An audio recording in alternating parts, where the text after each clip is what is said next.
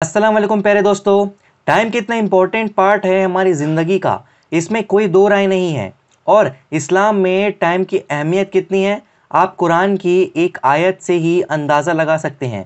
सूरह निसा सूरह नंबर 4 आयत नंबर 103 का मफ़हूम है, जिसमें अल्लाह पाक फरमाता है कि बेशक नमाज मोमिनों पर मुकर्ररा औकातों में फ़र्ज़ है। इट मीन्स कि एक मुसलमान पर नमाज उसके टाइम पर पढ़ना फ़र्ज़ है। कुरान की एक आयत से ही आप अंदाज़ा लगा सकते हैं कि इस्लाम में टाइम को कितना ज़्यादा इम्पोर्टेंस दिया गया है। तो मैं इस वीडियो में आपको ये बताऊंगा कि कैसे आप लोग अपना टाइम को बर्बाद करना बंद कर सकते हो, सिर्फ 6 स्टेप में।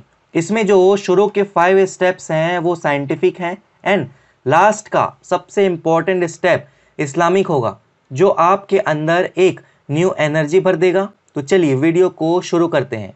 प्यारे दोस्तों, कोई भी एक्सट्रीमली सक्सेसफुल लोगों के नाम सोचिए। एपीजे कलाम साहब, Elon Musk, Bill Gates, Ratan Tata. क्या आपको लगता है जिस तरह से हम अपना टाइम यूज़ करते हैं, क्या ये भी उसी तरीके से अपना टाइम यूज़ करते होंगे?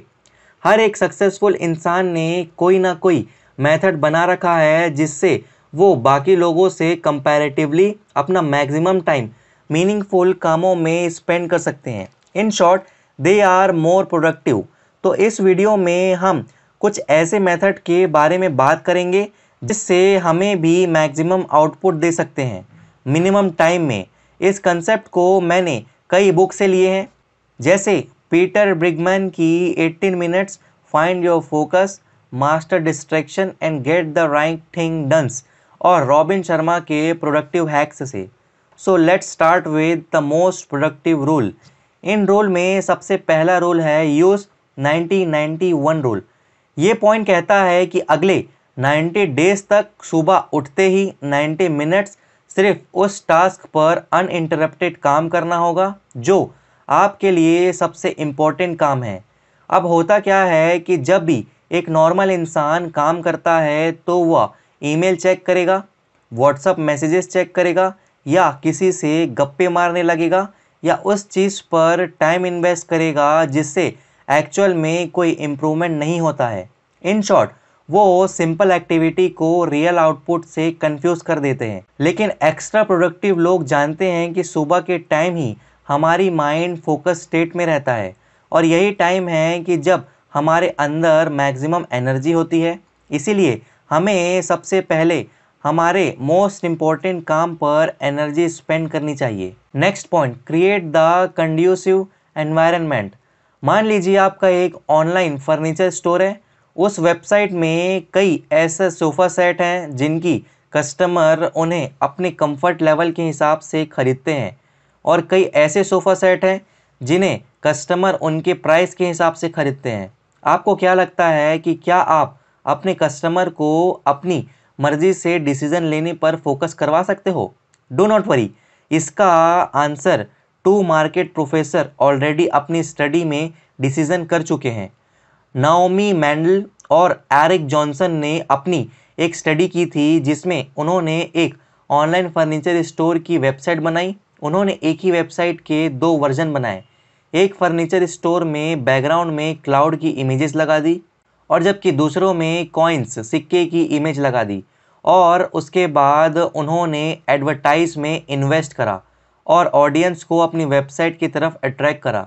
आधे लोगों को रैंडमली क्लाउड वाले बैकग्राउंड की तरफ रीडायरेक्ट कराया गया, और बाकी आधे लोगों को कॉइन वाले बैकग्राउंड की तरफ अट्रैक्ट कराया गया। इन दोनों वेब पेजेस में बैकग्राउंड के अलावा और बाकी सभी चीज़ें सेम थी। जब इस स्टडी के रिजल्ट्स आए तो सब हैरान हो गए। जिन लोगों ने फर्नीचर के बैकग्राउंड में क्लाउड देखा था, उनमें से मैक्सिमम लोगों ने कंफर्टेबल सोफ़ा वाले फ़िल्टर को ज़्यादा यूज़ किया, यानी वो लोग कंफर्टेबल सोफ़ा खरीदना चाहते थे। जबकि जिन लोगों ने कॉइन वाले बैकग्राउंड को देखा था, उनमें से मैक्सिमम लोगों ने प्राइस वाले फ़िल्टर को ज़्यादा यूज़ किया, यानी उनका फोकस सोफ़ा के प्राइस की तरफ था। और बाद में उन लोगों से पूछा गया कि क्या उनकी डिसीज़न बैकग्राउंड की वजह से चेंज हुई थी, तो उस पर लोगों ने कहा नहीं, हमें तो ये भी याद नहीं है कि बैकग्राउंड में लगा क्या था। इन शॉर्ट, एनवायरनमेंट चेंज करने से हमारे डिसीजन मेकिंग चेंज हो सकते हैं और ये सब सबकॉन्शियसली होता है। यानी हमें मालूम ही नहीं चलता कि इस कंसेप्ट को मोस्ट प्रोडक्टिव लोग जानते हैं।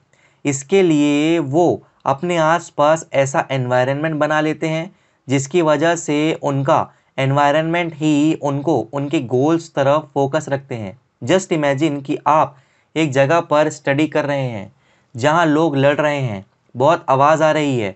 दूसरी जगह है लाइब्रेरी में, सब टॉपर्स पढ़ रहे हैं, वो आपके फ्रेंड्स हैं जो फ्री टाइम में भी आपसे वही बात करते हैं कि कैसे आप इम्प्रूव कर सकते हो। तो आपको क्या लगता है कि किस एनवायरनमेंट में आप अच्छा परफॉर्म करोगे? ऑब्वियसली लाइब्रेरी वाले एनवायरनमेंट में। क्यों? क्योंकि फर्स्ट एनवायरनमेंट में तो हमें अपनी विल पावर को यूज़ करना पड़ेगा उस लड़ाई के शोर से अपना कंसंट्रेशन हटा के अपनी पढ़ाई पर कंसंट्रेट करने के लिए। जबकि सेकंड केस में हमें अपने एनवायरनमेंट से लड़ाई नहीं करनी है, बल्कि हमारा एनवायरनमेंट यानी हमारे टॉपर दोस्त ही हमारे गोल की तरफ ले जा रहे हैं। नेक्स्ट पॉइंट कहता है कि getting extremely good at one things. बहुत साल पहले एक बहुत ही फेमस तलवार बनाने वाला रहता था। वो अपनी आर्ट में इतना ज़्यादा बेस्ट था कि जो भी आर्मी उस तलवार को यूज़ करती थी, लड़ाई वही जीतती थी। एक बार एक राजा को इस आर्ट के बारे में पता चला। उसने अपने मंत्री से कहा कि उस आदमी से मिलना चाहता हूँ। इसीलिए उस राजा ने अपने सिपाही तलवार वाले के गांव में भेज दिए। जब सिपाही तलवार बनाने वालों से मिले तो उसे बताया कि उनसे राजा मिलना चाहते हैं और वो तलवार बनाने वाले इंसान इस बात के लिए मान गया और राजा के सिपाही के साथ चला गया। उस तलवार बनाने वाले ने राजा से बहुत ही रिस्पेक्ट से बात करी और रिटर्न में राजा ने भी उसे बहुत रिस्पेक्ट दी। उसके बाद राजा ने उस तलवार वाले से एक सवाल पूछा कि तुम तलवार बनाने में इतना बेस्ट कैसे बने कि जो भी तुम्हारे तलवार को लेकर लड़ता है उसकी जीत पक्की होती है। इस पर उस तलवार बनाने वाले इंसान ने कहा, देखिए राजा, जब से मैं छोटा था, जब से मेरे पिता ने मुझे तलवार बनाने की कला सिखाई और तब से मुझे इस आर्ट से बहुत प्यार हो गया और मैंने उसी वक्त डिसाइड कर लिया था कि मैं इस आर्ट में बेस्ट बनूंगा। जब मैं थोड़ा बहुत बड़ा हुआ तो मैंने तलवार बनाने से रिलेटेड सारी बुक्स पढ़ ली, उन सभी लोगों से मिला जो न्यू न्यू आइडियाज़ से तलवार बनाते थे। मेरी ज़िंदगी का मैक्सिमम टाइम इसी चीज़ को सोचने में गया कि एक अच्छी तलवार कैसे बनाई जाती है और यही मेरी मास्टरी का सीक्रेट है। वैल्यू फिक्शनल कहानी हमें बहुत ही बड़ा लेसन देता है हाईली प्रोडक्टिव लोगों के बारे में कि आपकी ज़िंदगी में कुछ इम्पोर्टेंट चीज़ों में इतना ज़्यादा फोकस हो जाओ कि लोग तुम्हारे ऊपर बुक लिखने लग जाएं और तुमसे पूछे कि तुम्हारी सक्सेस का राज क्या है। आपको क्या लगता है कि वॉरेन बफेट, सचिन तेंदुलकर या फिर AR रहमान ये लोग कितनी चीज़ों में अच्छे हैं? I hope you got this point. ये सभी चीज़ में अच्छे हैं, वो है उनकी अपनी पर्टिकुलर स्किल। नेक्स्ट पॉइंट कहती है build a dominating 18 minute routine. ये प्रिंसिपल कहता है कि हम सिर्फ दिन में 18 मिनट यूज़ करके अपने पूरे दिन को मोस्ट प्रोडक्टिव बना सकते हैं। ये बहुत ही सिंपल एंड पावरफुल टेक्निक है। इस टेक्निक को यूज़ करने के लिए सुबह सिर्फ 5 मिनट्स देना है, अपने टू डू लिस्ट बनाने में लगाने हैं। इस टू डू लिस्ट में सबसे ऊपर आपको ये लिखना है जो आपके लाइफ में बहुत इम्पोर्टेंट रोल प्ले करता है। उसके बाद हमें हर 1 घंटे के बाद अलार्म सेट करना है अगले 8 आवर्स के लिए, क्योंकि हम मान के चलते हैं कि 8 आवर्स के लिए आप काम करते हैं दिन में। जब जब ये अलार्म रिंग होगा हमें खुद से ये पूछना है कि क्या हमारा लास्ट आवर प्रोडक्टिव था या नहीं था। तो हमें खुद से बस यही पूछना है कि हमें नेक्स्ट आवर इससे अच्छा कैसे परफॉर्म कर सकते हैं और दिन के लास्ट में दोबारा से 5 मिनट देना है और खुद से यह पूछना है कि मैंने दिन में कितने काम किया है और इसको मैं और किस तरीके से बेटर कर सकता हूँ। और बहुत ही सिंपल है, लेकिन जब आप इसे इम्प्लीमेंट करते हो तो कुछ ही दिन में हमारा काम करने में बहुत ज़्यादा इम्प्रूवमेंट होने लग जाएगा। नेक्स्ट पॉइंट कहता है where do you want to land, यानी आप पहुंचना कहाँ चाहते हो। हम में से मैक्सिमम लोग अपनी मैथ्स टीचर को पसंद नहीं करते और इसकी एक वजह ये हो सकती है कि मैथ्स में हम फेल हो गए थे और शायद डिग्री भी नहीं ले पाए।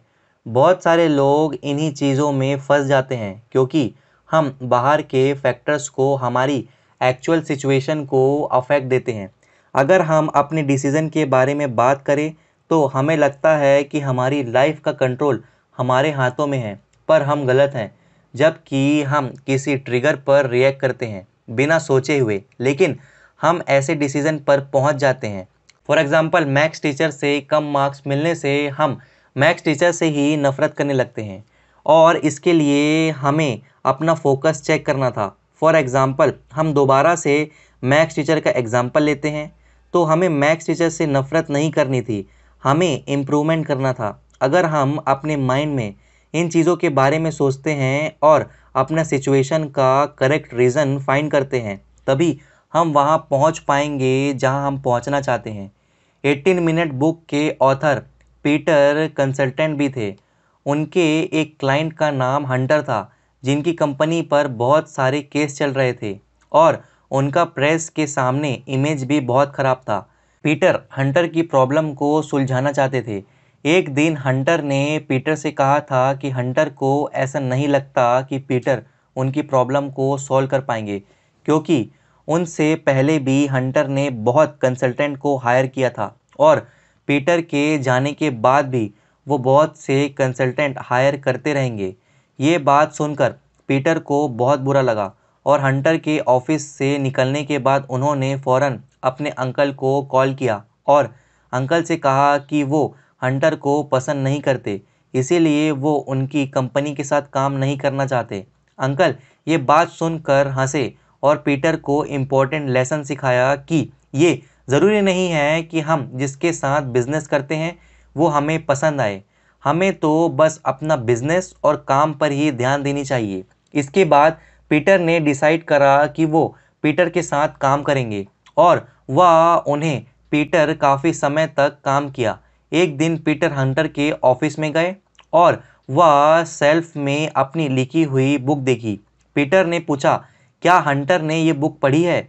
और हंटर ने जवाब दिया, हाँ मैंने तुम्हारी बुक पढ़ी है, मुझे तुम्हारी बुक अच्छी लगती है। और उसके बाद पीटर के मन में हंटर के लिए बहुत पॉजिटिव फीलिंग आई और वो उन्हें पसंद करने लगा। और अब अगर हम स्टोरी को कंक्लूड करते हैं तो अगर पीटर हंटर के साथ अपने रिएक्शन की वजह से काम नहीं करते तो उनसे एक इम्पॉर्टेंट वैल्यूएबल क्लाइंट चला जाता। इसीलिए उन्होंने अपने रिएक्शन पर फोकस नहीं करा, बल्कि उस चीज़ पर फोकस किया जो उन्हें करना चाहिए था।